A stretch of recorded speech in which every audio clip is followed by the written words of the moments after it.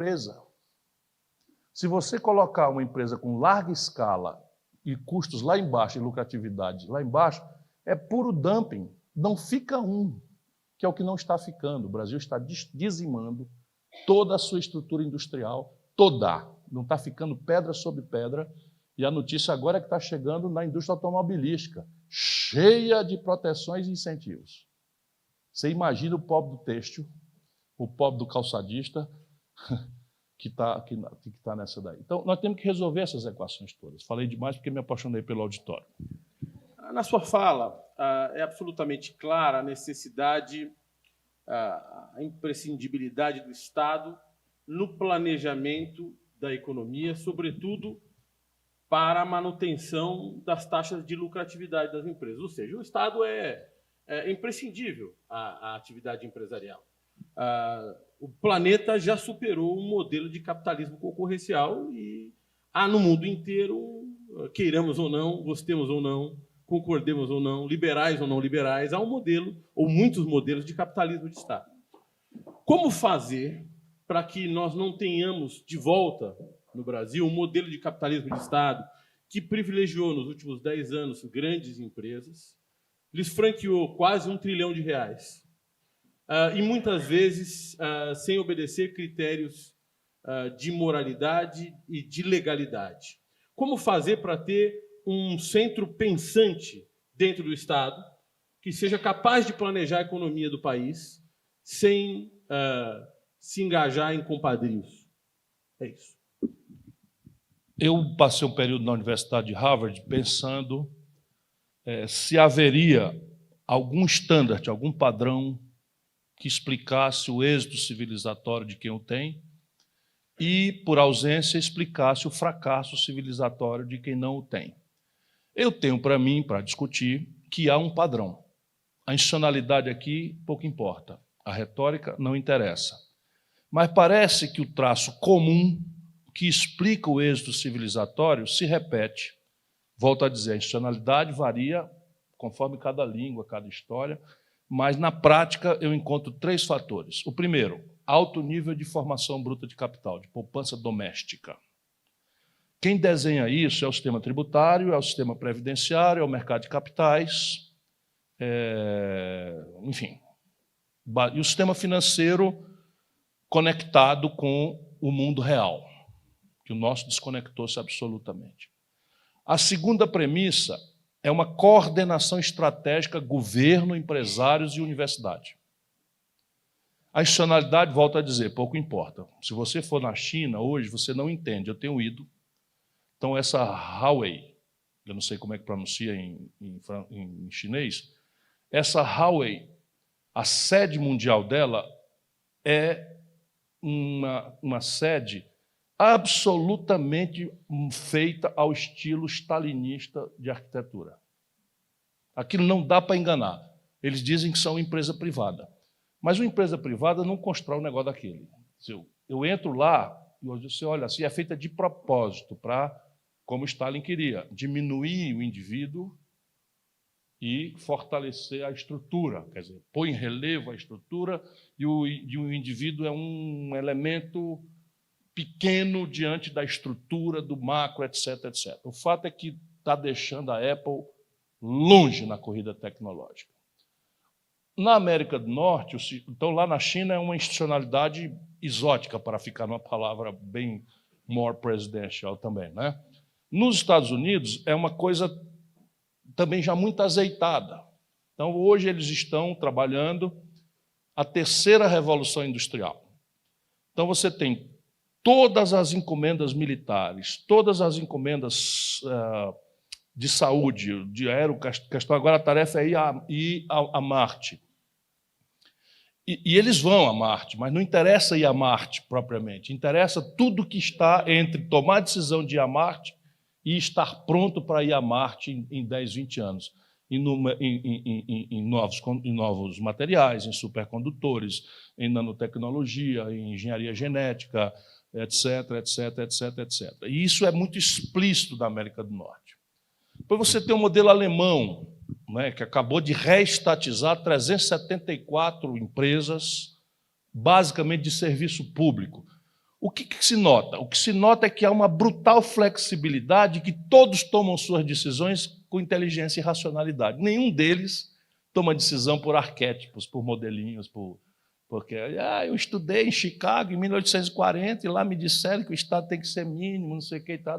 Eu estudei na Universidade de Moscou e lá disseram que a propriedade privada é um fator de perversão. Tá? Isso tudo é lixo, tudo lixo.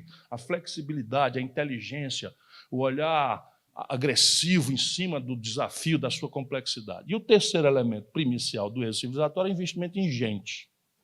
Assim como eu estou dizendo. O Brasil tem a metade da escolarização da Argentina.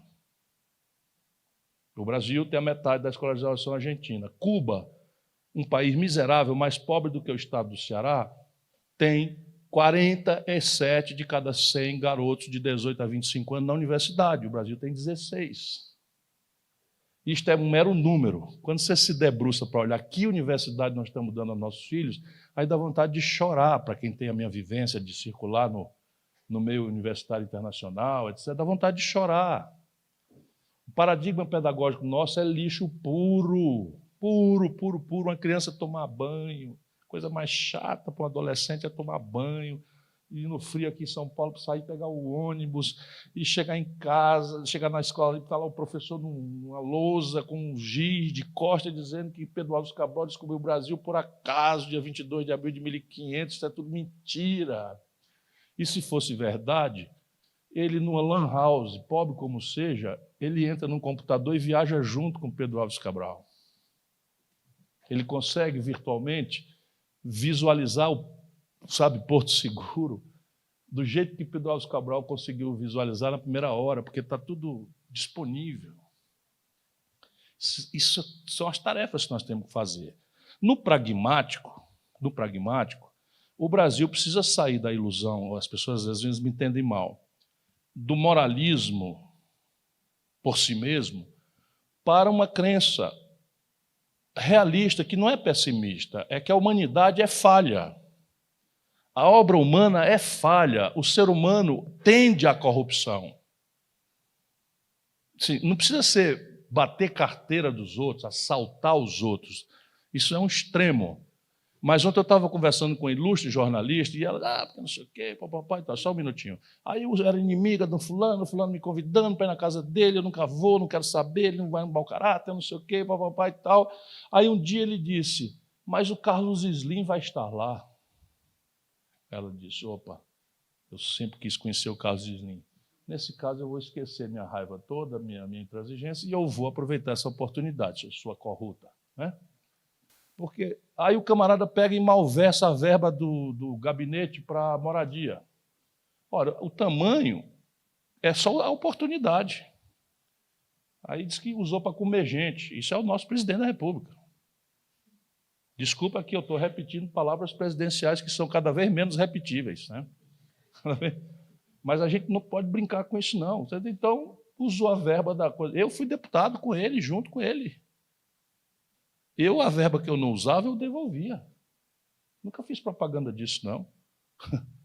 Ele tinha milhões de funcionários fantasma. O filho arrecadava o dinheiro dos funcionários para botar no bolso. Então, se ele fosse prefeito, ele ia ser sério? E se fosse governador, ele ia ser sério? E se fosse ministro? E se fosse presidente da República, como é? Percebe? Então, aqui o que funciona é controle. Então, é muito melhor fazer como o velho Montesquieu, presumir a falibilidade humana e montar controles sociais eficazes sobre o processo de tomada de decisão, especialmente na interatividade público-privada. Por exemplo, lobby. Alguém aqui acha que qualquer assunto que envolva interesse econômico vai prosperar no Congresso Nacional sem um esforço de convencimento dos interessados? Alguém aqui alimenta essa ilusão? No Brasil, isso não existe. Então, no Brasil, a gente adota uma moral em que isso não pode. Não pode. O deputado tem que decidir. E se eu identificar alguém fazendo a cabeça do deputado e pagando alguma coisa para o deputado, aí é o Deus dos acuda, é cansado, não sei o quê. Por que não faz a lei que regula o lobby? Porque a lei que regula o lobby é um mecanismo de controle e transparência. Então, o produtor de laranja da Flórida tem que credenciar o cidadão, tem um lapa de um como é que chama? Um crachá aqui para circular no Congresso, tem que registrar a hora que entrou, registrar com quem falou, fazer um resumo do que falou, aí e o eleitor vai fiscalizar se o lobby da laranja fez algum financiamento estranho, clandestino, etc, etc. Nós preferimos uma moral em que nós proibimos o financiamento empresarial de campanha. Porque, enfim, estava havendo um processo de traição, né? A cidadã estava traindo, ou o cidadão traindo a mulher no sofá, e nós não podíamos deixar aquela indignidade sem uma providência. Mandamos queimar o sofá, naturalmente, para purgar o negócio. E isso tudo é consequência de uma certa moral que nos distingue, por exemplo, da moral luterana. A moral luterana é diferente. A nossa moral aqui é essa moral. Se você pedir perdão, é muito típico, o Onyx Lorenzetti lá, é muito típico, esse é o Brasil, é muito pitoresco, é uma discurseira moralista da porra e apanha o cara no caixa 2. Ele diz, desculpe, Moro, está desculpado, meu filho. Então, acabou, isso não é mais corrupção. Só era para o outro. Exemplo e regra. Perfeito. Se o de cima rouba, rouba todo mundo. Mas o que nós estamos falando no fim do dia é que a austeridade fiscal passa pela reinvenção do modelo de governabilidade do Brasil. Passa. Porque nós assistimos o último presidente da República se manter no cargo, o Brasil todo viu, por meio de emendas orçamentárias. Nós vimos tantas outras vezes a urdidura de políticas públicas por meio da utilização do orçamento. Nós não temos que mudar o modelo de governabilidade do país, de financiamento de radicalmente e de lobby pós-eleitoral, porque nós temos 400 frentes parlamentares em funcionamento no país, submetidas a uma única regra, financiamento privado, que ninguém sabe como se dá. Não, agora é pior. Financiamento individual de campanhas em que o cidadão pode, do seu, usar sem limite. Então, esse é o único país, a única democracia do mundo que legalizou a plutocracia. Então, é o seguinte, qualquer candidato de vossas mercês que estão aqui só pode receber contribuições dos amigos e tal, e gastar do seu parco e suado dinheirinho. Nosso amigo Benjamin Steinbrück, se quiser, pode gastar 1 bilhão. Ele tem. O Roberto Setúbal, se quiser, pode gastar 2 bilhões, se quiser. Então, evidentemente, está tudo errado. Mas deixa eu dizer uma coisa, senão não seria o Ciro Gomes. Orçamento brasileiro. Orçamento brasileiro. Corrupção. De todo o orçamento brasileiro, para o exercício de 2018, recém-findo, nós vimos em investimentos serem aplicados 1,7% do PIB. 1,7% do PIB. Enquanto isso, do orçamento brasileiro, nós gastamos 14% do PIB com juro para dívida. E isto, as elites estão induzidas a dizer que não é corrupção. E é da pura, e da grossa, e do atacado. Mais uma vez, nós estamos falando... O que não justifica aquela outra, tá? Nós estamos falando de como o Estado brasileiro privatiza recursos que se tornaram públicos depois que ele tributou a renda das pessoas. Basicamente, é disso que nós estamos falando. Exatamente. Como é que o Estado Nós estamos brasileiro... de acordo nisso. Como é que os países que têm algum êxito nisso se comportam? Então, eles têm, no processo de arrecadação, um esforço de equidade. Primeiro, não há sociedade capitalista mais desigual do que a brasileira. Você pode ter aí 2 ou 3 países da África ainda em conflitos tribais, que não há estatística e tal, vamos supor que tenha. Mas, das economias organizadas do mundo, a brasileira é a de pior distribuição de renda do planeta. Nós chegamos ao paroxismo em que 5 brasileiros, 1, 2, 3, 4, 5 mesmo, não é 5 mil não, 5 brasileiros têm a fortuna equivalente às posses de 100 milhões de nacionais. Isso aqui é um problema de escala para o mercado. O capitalismo moderno se afirma no consumo de massa, e o consumo de massa se afirma na renda. Eu destruo a renda e não entendo por que 220 mil lojas fecharam no Brasil nos últimos 3 anos. 13 mil indústrias fecharam no Brasil nos últimos 3 anos. Mas não é disso que eu quero falar. Então, eu pego essa estrutura e eu faço uma tributação dramaticamente regressiva, porque eu faço uma opção de tributar o consumo. E aí o consumo de um pobre, que equivale a uma cesta básica e meia, a 2 cestas básicas por ano, eu tomo dele 42% de carga tributária. Enquanto a tributação de lucros e dividendos, que só o Brasil e a Estônia não cobram, isso depois de 16 anos, me perdoe, meu eminente senador, de governo do PT, né? Nós temos 16 anos de governo assim chamado de esquerda, só o Brasil e a Estônia não cobram tributo sobre lucros e dividendos.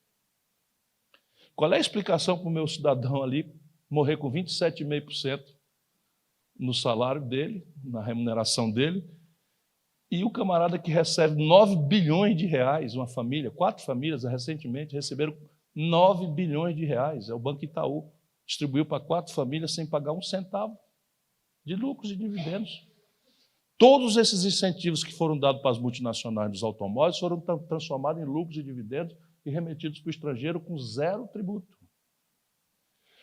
Isto, moralmente, nos deixa muito sem autoridade, né, para fazer, já na questão da arrecadação. Quando você olha o gasto pelo outro lado, aí você tem basicamente assim, agora do orçamento estrito sensu, 50%.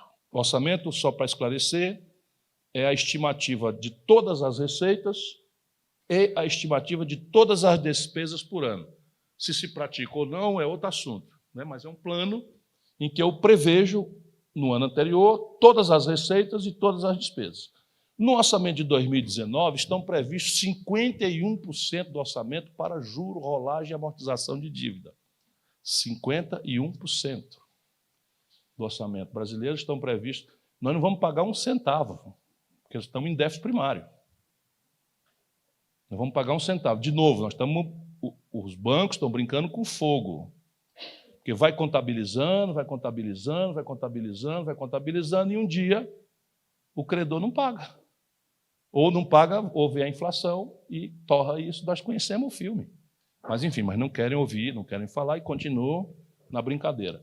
Do resto que sobra, 25% é previdência. Do orçamento estão 51%, juro, rolagem e amortização. 25% do resto, quer dizer, 25% sobre os 100%, previdência. Só que na previdência, meus compatriotas, 2% levam mais de 1/3 de tudo que se paga. 2%. E quem são eles? Os políticos, os juízes, os procuradores. E sabe o que proposta faz essa reforma para eles? Nenhuma. Ah, e os militares. Olha o vespeiro. Segregando a conta dos militares, eles gastam da Previdência 47 bilhões de reais e contribuem com 3. Então, o déficit segregado... Não, contribui com 4. Então, o déficit segregado da Previdência Militar, que tem peculiaridades, a gente tem que respeitar, eles não têm FGTS, eles vão para a reserva, tudo bem, mas 99,3% do oficialato superior brasileiro se aposenta com menos de 55 anos. Ouviram o que eu disse?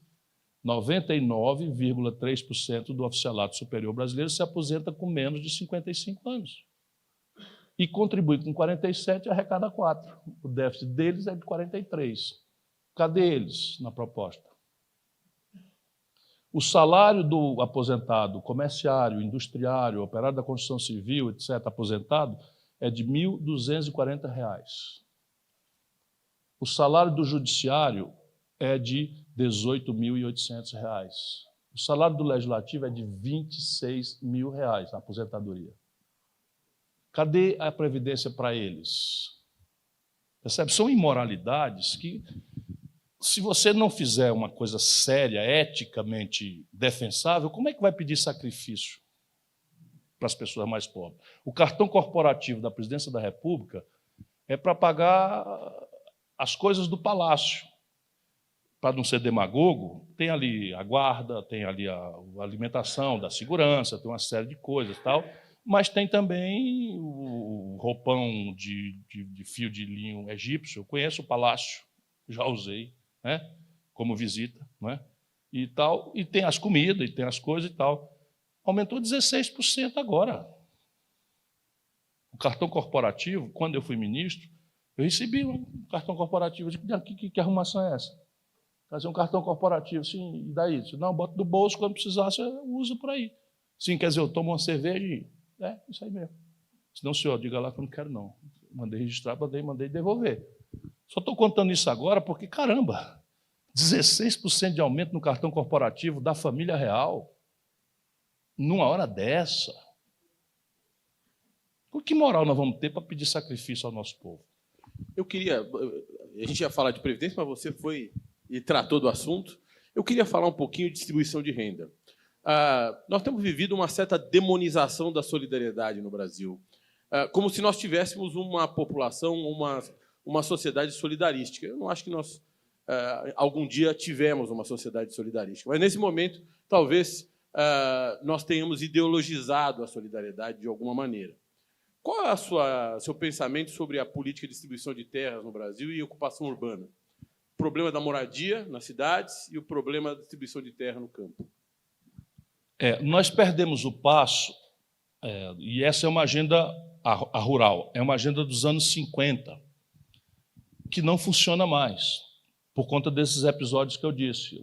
O empreendedor novo é densamente tecnológico, é caracterizado por mega escala e tende, não é, a funcionar com financiamento global.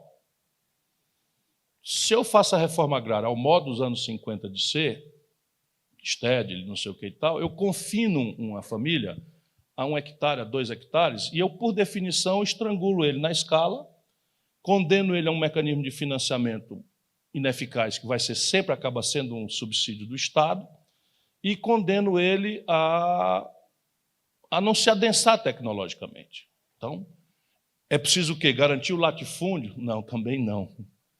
Então, nós precisamos experimentar para o campo, nós precisamos experimentar modos novos, não é? Em que você possa, por associativismo, e isso é mais fácil de fazer no Sul do que no Norte e Nordeste, aí são tradições culturais, migrantes, italianas, alemãs, etc., etc. Eu não estou falando que são melhores, não. São tradições. Como eles lá têm pouca terra, eles já se associam há muitos anos, há séculos, a propósito, né?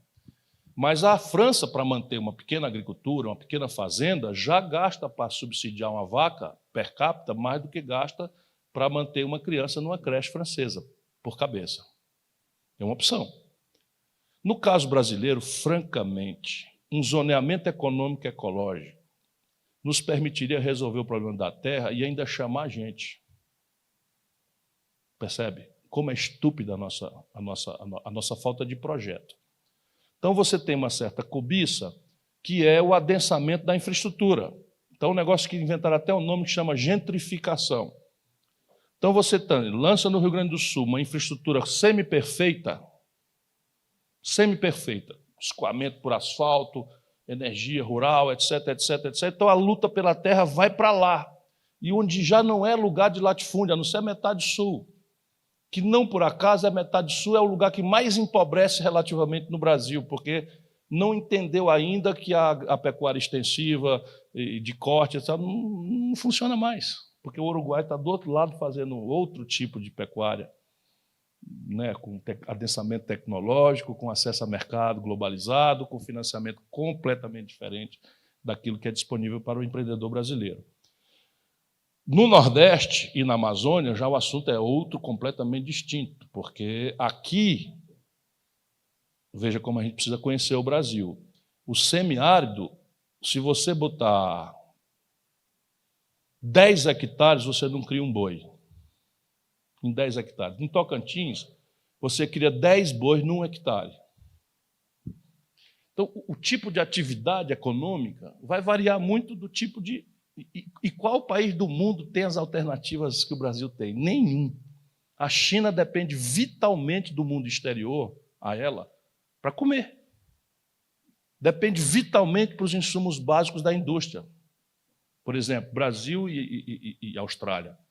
E nós, ao invés de transformarmos isso num vetor estratégico, saímos falando bobagem, numa hora em que os americanos estão fazendo um esforço de pinça sobre a China, com a questão da Coreia do Norte, que é tutelada como se fosse o Uruguai do Brasil, um país irmão, muito perto e tal, simplesmente nós vamos perder um mercado central por alguns anos para a China, para os Estados Unidos, por pura loucura, despreparo. Nós não temos...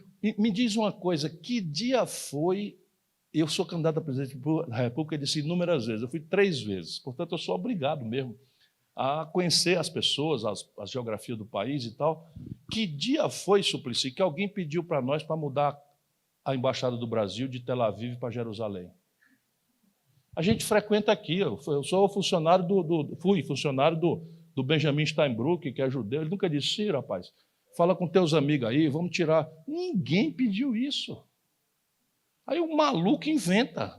Imediatamente, para dar um sinalzinho, a comunidade árabe boicota a carne de bode e de frango e de carneiro do Brasil. Então, assim, botaram um garoto de 13 anos, adolescente, tuiteiro, para governar o país. E aí vem a minha pergunta. Qual é na sua bola de cristal, o que ela diz sobre o governo Bolsonaro? Confusão. Quer dizer, minha angústia maior hoje é a precocidade disso. Porque o presidencialismo ele tem um defeito intrínseco, que eu também quero repartir quanto máximo, se você me permitir. O presidencialismo ele tem um defeito orgânico, que a gente às vezes pensa que é inerente a personalismos, e não é. É que é o seguinte, o presidencialismo à brasileira dá o monopólio do desenho institucional do país a um órgão, que é o Congresso, que não tem nenhuma responsabilidade com a sustentabilidade desse molde institucional. Compreende o que eu estou dizendo? Então, um órgão lá desenha a lei, é assim, assado, tal, faz assim, faz assado, a estrutura é essa. E não tem nenhuma responsabilidade se aquilo se sustenta ou não. A responsabilidade é exclusiva do Executivo, que, por sua vez, não tem ingerência sobre o desenho institucional, a não ser, se alguém não mudar, o suborno, o petrolão, o mensalão e a cadeia, que vai vir para todos, se não romper com isso. Se não romper com isso, vai vir para todos. E é possível romper com isso. Especialmente nesse momento, que o lado bom dessa crise é que a federação está quebrada. 17 estados brasileiros estão ilíquidos. Já já nós vamos para 22 estados brasileiros ilíquidos. E São Paulo se aproxima da iliquidez. Não está ilíquido hoje, porque passou 8 meses com a liminar, sem recolher o devido à União. Minas agora acabou entrando com essa liminar. Também, Rio Grande do Sul entrou também, Rio de Janeiro entrou também, ou seja, vão quebrar a nação. Ao invés de você pegar isso, trazer para uma mesa e fazer o grande entendimento da reforma, etc, etc. Minas Gerais, por exemplo, na Codemig, tem cerca de 1 trilhão de direitos minerais, dizem os especialistas, que pode chegar a 1 trilhão de direitos minerais não usados. Isso é um ativo, só que ilíquido. A União Federal tem como precificar isso, percebe? Tem como securitizar isso, tem como lastrear com isso um fundo de previdência. Só que ninguém discute nada. A inteligência brasileira está banida do debate. É tudo maluquice, é tudo menininha veste rosa, a menininha veste azul, e mamadeira daquilo, e não sei o quê. Francamente, né? Eu estou falando isso porque eu fui candidato e eu estou angustiado. Confusão é o que eu prevejo. E será candidato em 2022? Rapaz, vou pensar 100 vezes. 100 vezes mesmo. Até lá, vou lutar muito.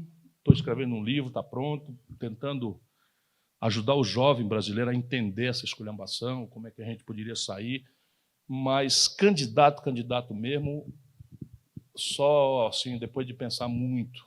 100 vezes, muitas vezes. Ciro, nós chegamos a 1 hora de conversa. Eu aprendi demais com você, tenho certeza que todos aqui. E eu queria que você nos dissesse algumas palavras finais, alguns caminhos, um pouco de alento em meio ao caos. O Brasil está em maus lençóis, né, mas o Brasil é dos raríssimos países do mundo que tem 10 saídas, 20 saídas, 30 saídas. Eu digo isso para vocês sem nenhuma patriotada. Basta a gente ter a compreensão estratégica do problema e a compreensão estratégica das nossas oportunidades e fazer o diálogo para que essas coisas se resolvam. Eu tento sistematizar a compreensão e é com isso que eu termino. O Brasil está proibido de crescer hoje e o que nós precisamos fazer é crescer. E só crescer não adianta, mas sem crescer não há solução para nenhum problema. Nós não temos a opção de não crescer. Nós ainda somos um país que tem 1,7% ao ano de crescimento demográfico. Ainda temos 14 milhões de desempregados, temos 32 milhões de brasileiros na informalidade, 63 milhões de brasileiros, o Rio para não chorar, estrangulado no crédito no SPC e no Serasa. Assim, então, você tem hoje 4 problemas para você virar o jogo e retomar o desenvolvimento. Primeiro, porque desenvolvimento, vamos entender juntos, não é consequência de nada fatalista, não é consequência de conversa fiada, não é consequência de apelos terroristas, a reforma trabalhista vai produzir 6 milhões de empregos, picas, não produziu nada, pelo contrário, porque não é assim. Desenvolvimento é consequência de uma coisa bem articulada, investimento. E só tem investimento se houver demanda. Ninguém vai fazer um investimento para abrir uma fábrica, um comércio, uma coisa, se não tem demanda, se o que existe está fechando, compreende? E o investimento é público ou privado, ou um misto de dois. E o estrangeiro, tanto melhor será, quanto menos dele nós necessitarmos. E também só virá se nós estivermos expandindo a demanda do país. Portanto, primeiro problema, o colapso do consumo das famílias. Patologicamente, todas as vezes que o Brasil cresceu, 50% desse crescimento é puxado pelo consumo das famílias.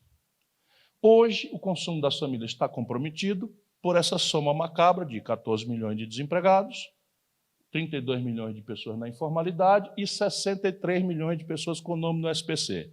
Como é que a gente pode reverter isso? Faz uma reestruturação do passivo dessas famílias que estão no SPC em bases de mercado.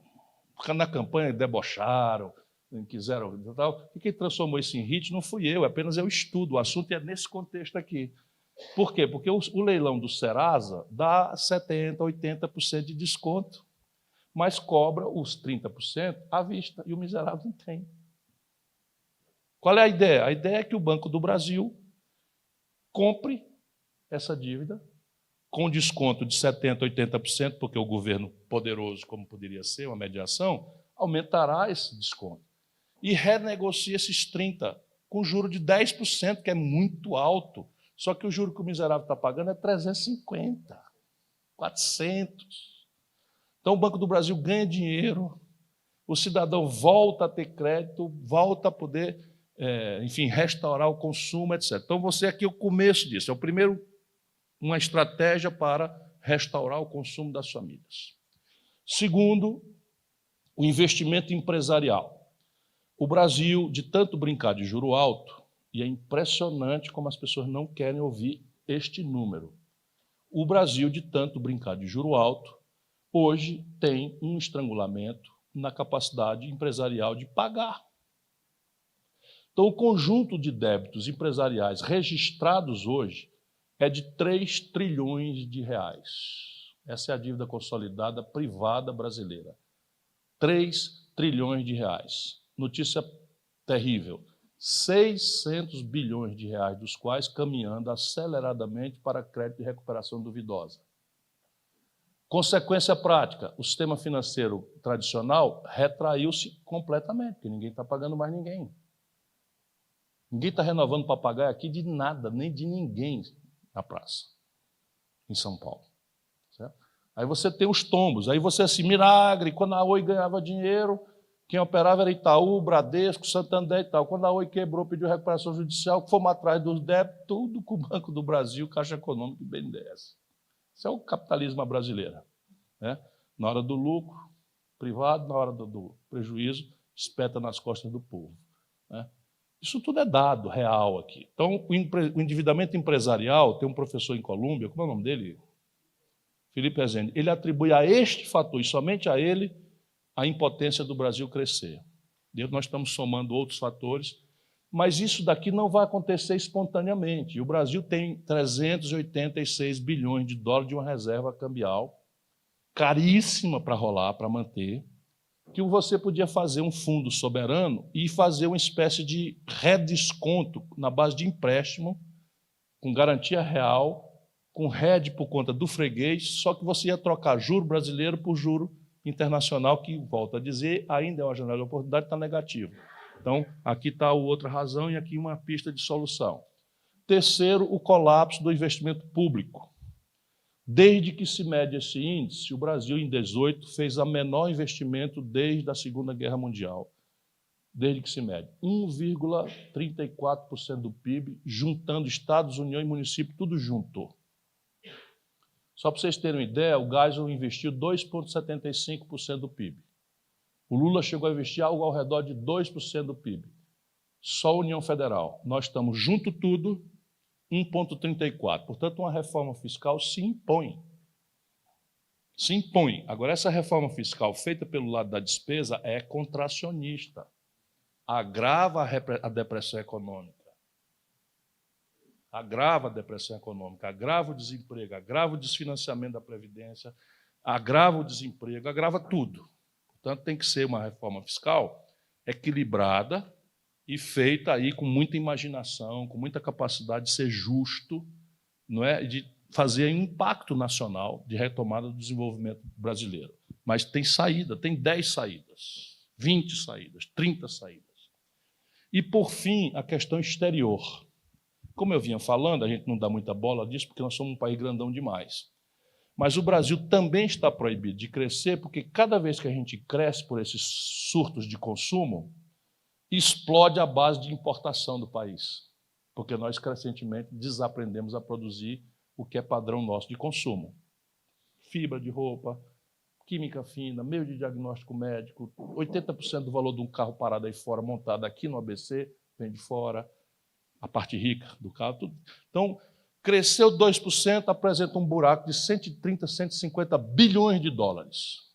Aí pressiona o câmbio desvaloriza, passa para a inflação e o governo atira com taxa de juros e o resto do filme a gente conhece.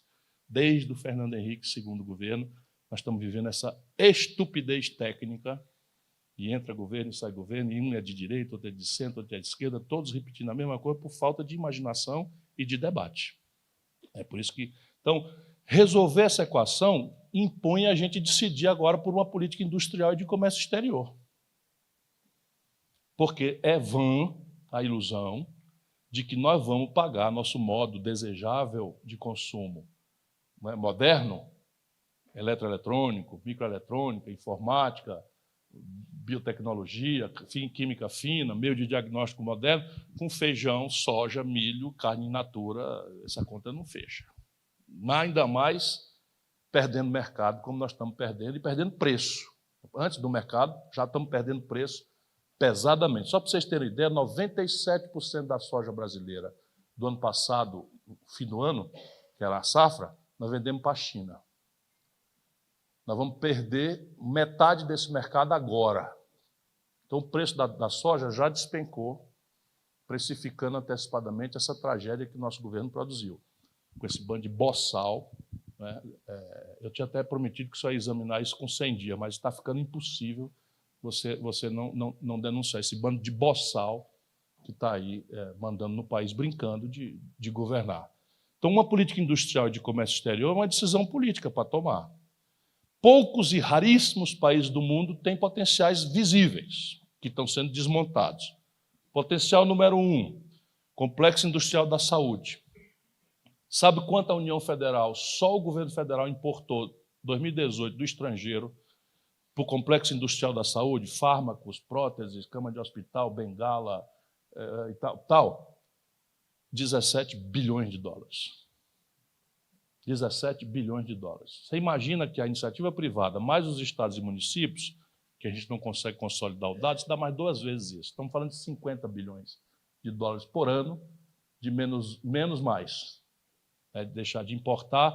80% disso patente vencida. Você faz o Instituto de Engenharia Reversa aqui na Unicamp, produz o perfil e manda abrir uma indústria com jovens empreendedores, com venture capital e compra governamental. E o Brasil vira uma potência mundial, global, pela escala imediata que assumiremos no Complexo Industrial da Saúde. Segundo, o Complexo Industrial do Agronegócio. Nós temos a agropecuária mais agressivamente competitiva do mundo. 40% dos custos de produção são importados do exterior. 40%. O Brasil abriu mão de produzir fertilizante, abriu mão de produzir defensivos agrícolas, inclusive de uma nova linha orgânica, que não precisa mais ser esses tóxicos e tal. A gente está piorando as coisas, fechando fábrica de fertilizante, novinha em folha, como aconteceu agora no Mato Grosso do Sul, da Petrobras, fecharam. Uma multinacional comprou para fechar. Então você tem que e agregar para frente, exposta à produção. O maior produtor mundial de soja do mundo, estamos ali brigando com os Estados Unidos, não tem uma esmagadora nacional. Esmagar soja é um processo mecânico, não exige grande sofisticação tecnológica. Todo o esmagamento da soja brasileira é feito por multinacionais. E nós vendemos a soja bruta e o mínimo de valor agregado já é estrangeirado. Eu falei 3 já, e o 4º complexo industrial da defesa. A Embraer, quando foi entregue aos norte-americanos, era a mais competente e mais volumosa companhia de aviação média do mundo. Sabe esse jato 737X que está caindo aí em todo canto? É o jato que nós estamos produzindo. Jato médio, que é uma joia, e eles entregaram. É a maior companhia do mundo. Vendeu mais do que a Bombardier, do que a Boeing, esse jato, e do que a Airbus juntas, a nossa Embraer. Nós acabamos de concluir o projeto de uma joia que chama KC-390, feita com dinheiro público brasileiro, 2 bilhões de reais o desenvolvimento do projeto, que é uma joia e que esmaga o mercado do Hércules C-130 americano, esmaga, que é um mercado já na fila de 20 bilhões de dólares, e nós entregamos a Embraer. Nós acabamos de acertar um acordo absolutamente inédito de 100% de transferência tecnológica, sem reserva de nenhum trecho e de nenhum algoritmo. Peculiaríssimo acordo que fizemos com a Suécia para produzir o Gripen, como uma plataforma global, que é um super caça, uma joia. Eu fui lá visitar. Dominamos o processo todo para ser produzido aqui, em São Paulo, com componentes do capacete inteligente, conectado com o avião. O cara não precisa ficar olhando para o vidro do avião. Tem uma câmera que faz a transferência das imagens todas e as miras são todas, e esse capacete já está sendo feito no Rio Grande do Sul. Entregaram para a Embraer. Sabe como foi o negócio? Criaram uma joint venture. Não, a Embraer vai ser sócia da Boeing de 20%. Mentira. Criaram uma empresa nova. Nessa empresa nova, 80% do capital pertence à Boeing e 20% do capital pertence à Embraer, sem direito a voto. Compraram a Embraer para fechar. E esses canalhas que nos governam, os militares especialmente, disseram amém.